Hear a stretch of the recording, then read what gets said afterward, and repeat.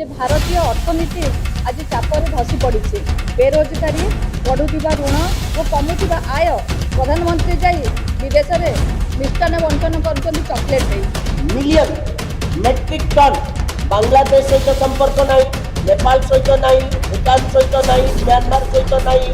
प्रधानमंत्री रील करके छाड़े भारत वर्षर प्रधानमंत्री पदवी निम्न स्तर को चलीगला। समस्त को नमस्कार।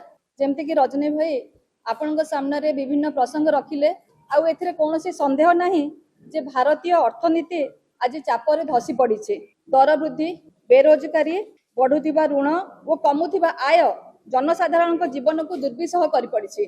तापर विश्वगुरु स्वप्न देखा किंतु घरे घरे आज आर्थिक संकट पहुंची।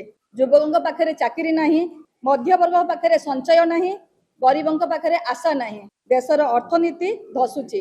आ से समय रे आम सरकार प्रधानमंत्री जाई विदेश में मिष्टान बंटन कर चॉकलेट दे तेणुकर विचार आपणकर देशवासी पाखे। धन्यवाद। बढ़िया कथा कहते दीर्घ 15 वर्ष भितर आपण माने जानते कि नहीं धर्मेंद्र बाबू 5 थर कहते 5 थर कहते ये हूँ 12 वर्षर शासन 12 वर्ष भितर 5 थर धर्मेंद्र बाबू कहते चंडीखोल रे गोटे ऑयल डिपो हम 12 वर्ष भितर भारत वर्षर तैल संकट को जो एनर्जी सिक्यूरिटी प्रधानमंत्री कौन निष्पत्ति नहीं नांती।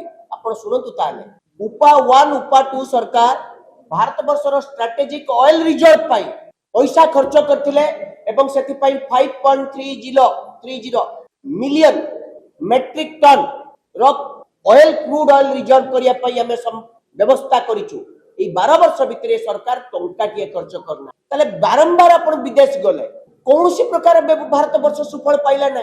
भारत वर्ष आपणकर विदेश ग्रस्त रे आज आमर सार्क कंट्रीज मान सहित संपर्क भल ना, एशियन कंट्रीज मान सहित संपर्क भल ना, आम बांग्लादेश सहित संपर्क ना, नेपाल सहित नहीं, भूटान सहित नहीं, म्यांमार सहित नहीं, आउ कहा सहित आम संपर्क अच्छी। ये कथा छाड़ू सारा विश्व आमर कहा सहित भल संपर्क अच्छे।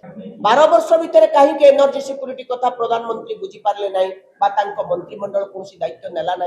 आमको कहते विदेश जातु ना, जी घर मुख्य सी विदेश यात्रा कर रील कर प्रधानमंत्री रील करेंगे, प्रधानमंत्री रील करके छाड़े भारत वर्षर प्रधानमंत्री पदवी इतने निम्न स्तर को चलीगला। कौन कर 12 वर्ष हिसाब दिंतु कृषक आय वृद्धि घटी, युवक मान को नियुक्ति मिली। कौन कहते डिमोनेटाइजेशन समय मत मात्र 50 दिन दिंतु, 50 दिन सरीनी सब निर्वाचन जीति पारुचंती किंतु साधारण लोकर आय को वृद्धि कर पारुना। धन्यवाद।